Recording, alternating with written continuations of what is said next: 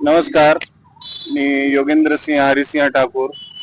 काही दिवसापूर्वीच मी कंधार नगरपालिका तहसील कार्यालय पोलीस स्टेशनला अर्ज दिला होता पाण्याच्या संदर्भात की आज भारत स्वतंत्र होऊन जवळपास 80 वर्ष पूर्ण व्हायला आली तरी कंधारच्या जनतेच्या नळाला पिण्यायोग्य शुद्ध पाणी येत नाही म्हणून.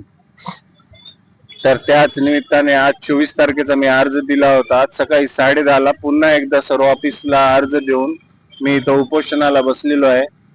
तर आज दिवसभरातून 2 वेळेस नगरपालिकेने फक्त मला इथं व्हिजिट दिली. बाकी कंधारच्या जनतेचा चांगला प्रतिसाद होता. चांगले चांगले कार्यकर्ते, शिक्षक मंडळी, डॉक्टर्स अशा काही लोकांनी मला येऊन भेट दिली आणि सदिच्छा दिल्या कामाबद्दल. तर आता संध्याकाळ झालेली आहे. आजचा दिवस सर्व उपोषणामध्ये गेलेला आहे. तरी 2दा नगरपालिकेने मला भेट दिली आणि ज्या माझ्या मागण्या होत्या त्याच्यावर मला पुढील आश्वासन देण्याचं असं त्यांचं ठरलेलं आहे. पण आतापर्यंत मी त्यांचं आश्वासन लेखी घेतलेलं नाहीये. तर बहुधा उद्या सकाळी एक ऑफिस उघडल्यानंतर 10, 10:30, 11 वाजता ते मला आश्वासनाचं लेटर दिलेलं आहे, ज्याच्यात लिहिलेलं आहे की त्यांनी ऑलरेडी कंधारच्या जनतेला शुद्ध पाणी मिळेल फिल्टरसाठी त्यांनी सरकारकडे अर्ज दिलेले आहेत. काही तांत्रिक कारणामुळे ते अर्ज थोडा थांबलेला आहे. तर येणाऱ्या 6 महिन्यामध्ये त्या कामाची सुरुवात होईल.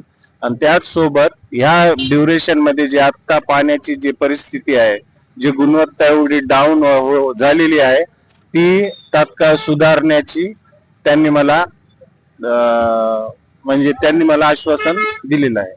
तर उद्या सकाळी ते मला अर्जवर बायलेखी या 2 गोष्टी लिहून देतील आणि मग पुढे आपण उपोषणाचं काय करता येईल ते पाहता येईल.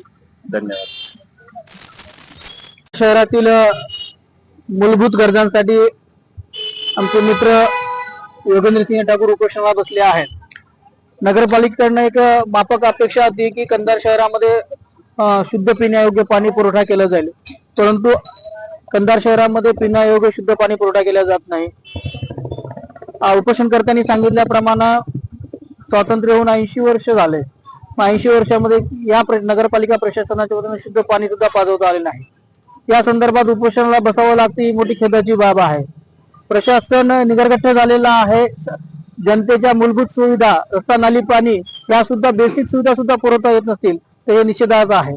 त्या संदर्भात आम्ही निश्चितच या उपोषणाला आमचा पाठिंबा आहे.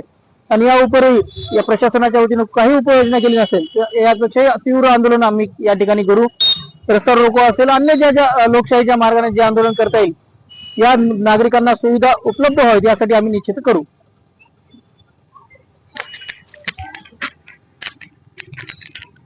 Yes.